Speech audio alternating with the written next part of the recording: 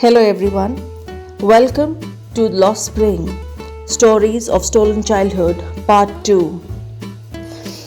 This is a story of a young boy called Mukesh, and the story is titled I Want to Drive a Car.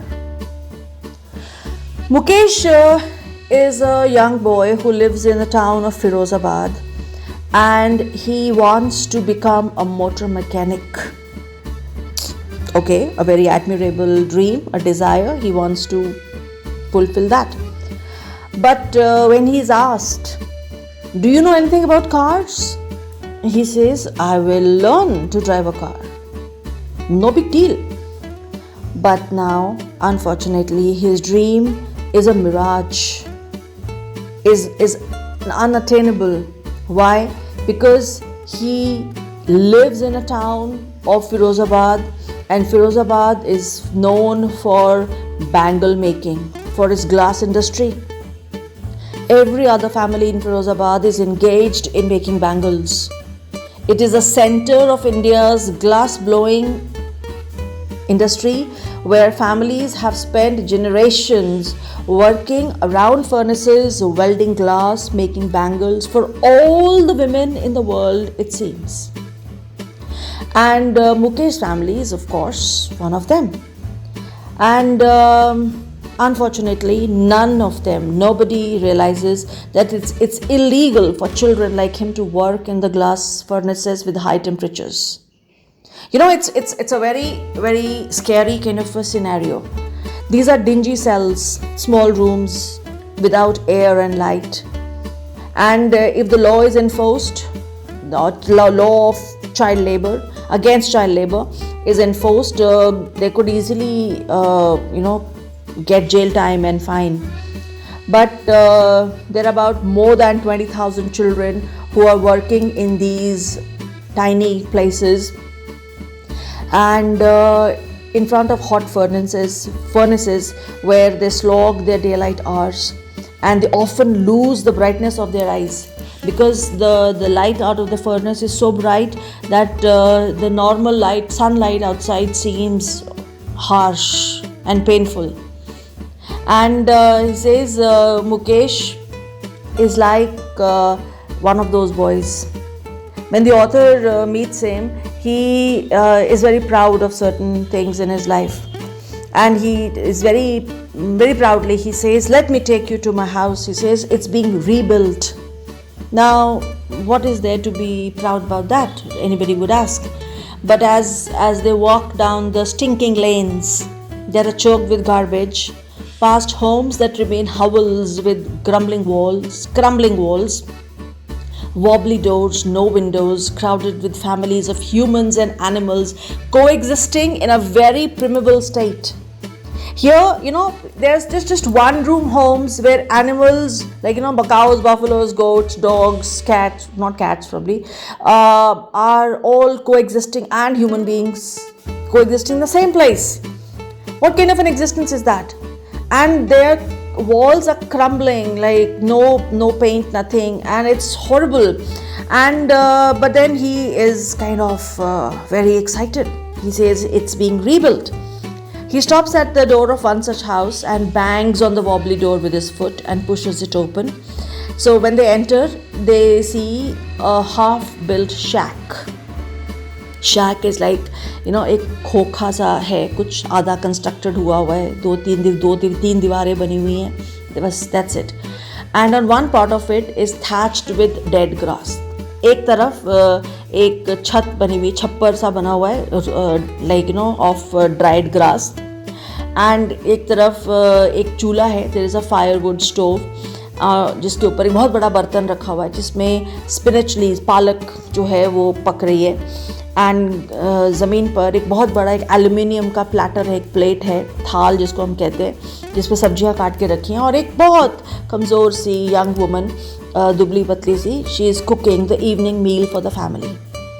और उसकी आंखों में धुआं है, the smoke is coming, is actually stinging her eyes and making them water, but she smiles at them. And who is she? She is Mukesh's bhabi. She is his sister-in-law, the wife of his elder brother. She is not much older in years, Mukesh से ज़्यादा बड़ी नहीं है, शायद may be 4-5 साल बड़ी होगी, but she has begun to command respect in the house as the bahu, the daughter-in-law in the house, and she is already in charge of 3 men in the family. Her husband, of course, Mukesh, the brother-in-law, and their father, that is the father-in-law. These 3 men, they do her bidding because she is the only one who, because she's the homemaker. She does everything in the house, so they have to abide by what she says. And but when the older man enters, when she's kind of, she's ruling over this whole domain of hers, but whenever the older man, that's the father-in-law, enters, what does she do? She gently withdraws behind a broken wall and brings her wheel closer to her face. She hides her face from her father-in-law. It's a custom that daughter-in-laws have to follow, and that's to wheel their faces before male elders. And here, this male elder, who is he? He is an impoverished old bangle maker who, despite years of long labor, first as a tailor, then as a bangle maker, has not even been able to renovate a house or send his 2 sons to school. All he's done is to teach them what he knows, and that is the art of bangle making. But then traditions are supposed to be followed, and that's how they are followed. And Mukesh's grandmother, she tells the author, she says, well, that's his destiny, his karam. And because she has also seen her own husband go blind with dust from polishing the glass of the bangles. And she reiterates, she says, when the author asks her that why do you not think of doing something else? Why did you people not think of making some other kind of thing as your profession, as your livelihood? And she says, can a God-given lineage ever be broken? She says, we are born in the caste of bangle makers, and we have seen nothing but bangles in the house, in the yard, in every other house, every other yard, every street in Firozabad. Spirals of bangles, gold, green, blue, pink, purple, every color that was born out of the 7 colors in the rainbow. They are lying in mounds of unkempt yards, piled on 4-wheeled handcarts, pushed by young men along the narrow lanes of the shanty town. In the dark hutments next to the lines of flames of flickering oil lamps, boys and girls, they are sitting with their fathers and mothers, welding pieces of colored glass into circles of bangles. So she says, how can you just give up? This is what our life revolves around. It's there in our blood. We are born into it. Can you break away from the bonds of your blood? You can't do that. And every child who is born into a family like this is bound to get into the same business. And they start small, but then they just grow up, and they are so used to it now they don't even think twice about it. They're sitting in semi-dark, lamp-lit, flickering flames of lamps, and they're sitting there soldering glass pieces into bangles. Their eyes are more adjusted to the dark than to the light outside, and they often lose their eyesight because of this by the time they become adults. But that's how it is. That's how things are. And Savita, a young girl, she's sitting next to the grandmother and she's soldering those pieces of glass. She's sitting in a very drab, pale, faded pink dress, and her hands are moving mechanically, like a tongs of a machine, thoughtlessly. She's like picking up strips of glass and she's heating them up and she's soldering them and she's making those bangles. And the author says, I wonder if she knows the importance and the sanctity of the bangles that she's making. Because in Indian tradition, Indian culture, especially in the eastern side of this part of the globe, bangles are important. And in the Indian culture, it symbolizes a woman's suhag. Suhag is the state of matrimony, her auspiciousness in marriage. And one day, probably, though she doesn't know the meaning now, maybe she is making those bangles. One day, maybe a day will come when her head will be covered with a red wheel, her hands will be dyed with henna, and red bangles will be rolled onto her wrists, and she will become a bride. Maybe then she will understand what the importance of these red bangles is all about. Just like the old woman who's sitting beside her, that's her grandmother, who became a bride many years ago. The old woman, the grandmother, she still has bangles on her wrist, That means her marital state, her husband is still alive. And so that shows that she is very auspicious. But unfortunately, there is no light in her eyes. She can't even see properly. What is the importance of having these bangles on your wrists when you can't even see the beauties of the world around you? And then this grandmother, the old woman, in a very drained voice that is devoid of any joy and happiness, she says, पूरी जिंदगी में एक वक्त शेर भर खाना भी नहीं खाया. Like they're so much rooted in poverty that they can't even afford one square meal a day. And she says, but then she has bangles on her wrists. This is what the author says she has reaped in her lifetime. This is what she has gained in her lifetime. Bangles are their supreme existence, be all and end all. Her husband, who is an old man with a flowing beard, says, I know nothing except bangles. All I have done is make a house for the family to live in. And this statement that I have made a house for my family to live in is actually not a house, it's just a room kind of a thing, just a roof over your heads. But when you listen to him, one actually realizes that maybe he's done something, he's achieved something which many have failed in their lifetime. Many are not even able to afford a roof over their heads. All their life they're living in rented property. Another way of draining on their earnings. At least he has a roof over his head. That's his achievement. And he says this state of perpetual poverty, this cry of not having enough money for anything except to carry on the business of making bangles, not having enough to eat, is a cry that rings in every house in Firozabad. हर कोई गरीब है, क्या करे? बस काम चलाने के लिए, बिजनेस चलाने के लिए थोड़ा बहुत पैसा जो है वो सब जो आता है, whatever they earn, they put it into business. They don't have enough to eat also. This is a lament, a cry which echoes in every house, started with the elders, goes on to the young men, and from generations it carries on. He says it seems little has moved with time in Firozabad. There have been years of mind-numbing toil, hard work. कितना मेहनत है, दिमाग बंद कर देने वाला काम है ये, क्योंकि दिमाग तो लगाने नहीं पड़ रहा. अब इससे क्या हो गया? इनिशिएटिव खत्म हो गया, सपने देखने की एबिलिटी खत्म हो गई है. कोई सपने ही नहीं देख पाता. क्यों? क्योंकि दिमाग ही नहीं चल रहा है. सारी ज़िंदगी सुबह आँख खोलते हैं, चूड़ियाँ बनानी शुरू कर देते हैं, फर्नेस के आगे खड़े होते हैं, उसको पिघलाते हैं, फिर उसको बैंगल्स में शेप करते हैं, फिर उसको सोल्डर करते हैं, फिर उसको पॉलिश करते हैं. कहाँ दिमाग लग रहा है? एक तरह से the body has become so attuned to this work. It's almost mechanical. So when the author, like she says, then why do you not organize yourself into a cooperative? So that will make things easier for you to sell and earn. She says, so the young people, they say, even if we get organized, we are the ones who will be hauled up by the police, beaten and dragged to jail for doing something illegal, they say. He says we can't organize ourselves into cooperatives because there are people who are invested in this.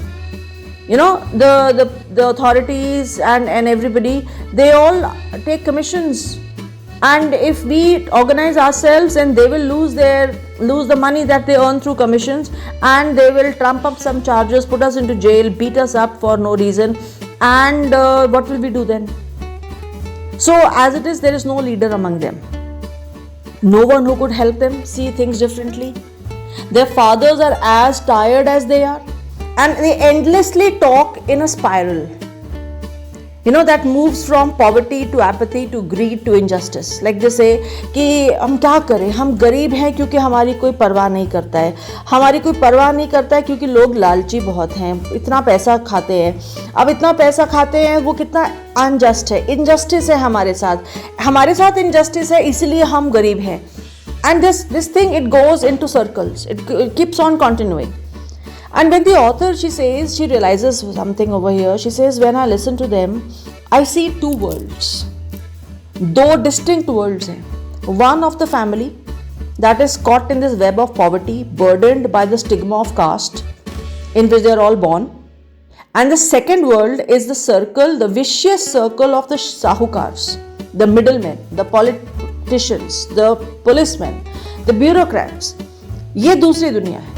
एक तो family जो है वो आपको अपनी cast और community और उसके रिवाज और ट्रेडिशन से आपको हटने नहीं देती है. एज अ रिजल्ट आप वो तोड़ नहीं सकते हो और अलग नहीं हो सकते हो, कुछ और नहीं कर सकते. दूसरी दुनिया है ये जो विशियस सर्कल है, जिसका vicious is poisonous of the sahukars and middle man और जो कमीशन एजेंट्स, पुलिसमैन, जो पैसा खाते हैं, जो कमीशंस खाते हैं. अगर फैमिली मान जाए तो ये दूसरी जो दुनिया है ये नहीं आपको फ्री होने देते, तो वो क्या करें. और मिलकर इन दोनों ने एक बर्डन, एक बैगेज उस बच्चे के कंधे पर डाल दिया. हम मुकेश को अगर हम एग्जाम्पल बना के रख चले, उसके कंधे पर एक बैगेज, एक बोझ डाल दिया है जिसको वो नीचे रख ही नहीं सकता.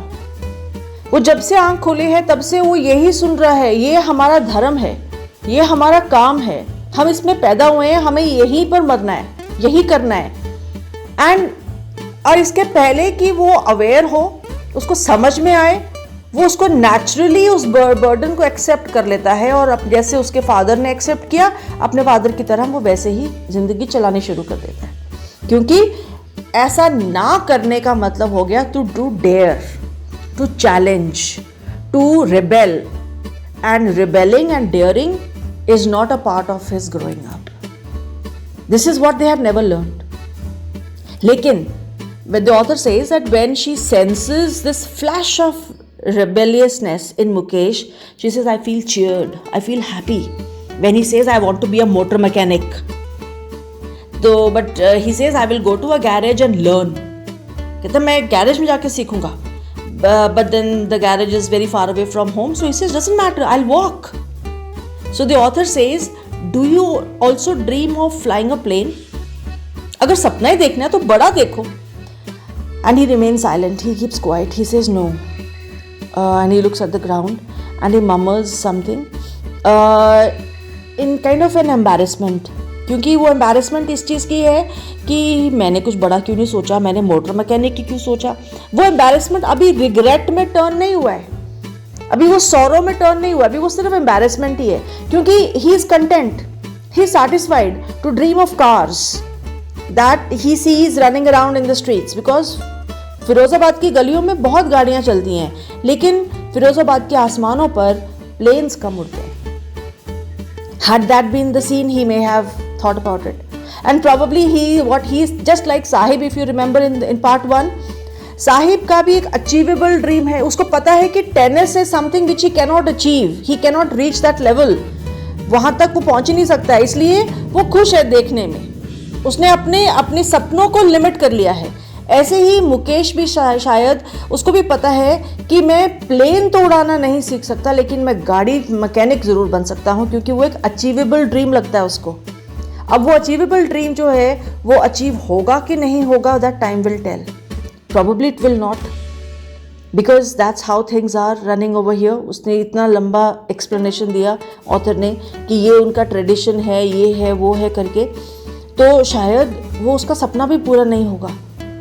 और जब वो नहीं होगा, that would be another sad story of a childhood that was lost, a spring that did not come to fruition because of the society around them, because of the world and the pressures that are around them. So these are the two stories about these two little boys and how their childhood was crushed before time. And not just these two are the representatives of children bound in child labor. and how their existence is at stake and how their life is a living hell. So I hope this works for you all, and you have understood the stories and the chapter. Kindly make sure that you do read the lesson once again very carefully, though I have tried to explain things in minute details. Thank you so much, and we'll meet next time. Bye.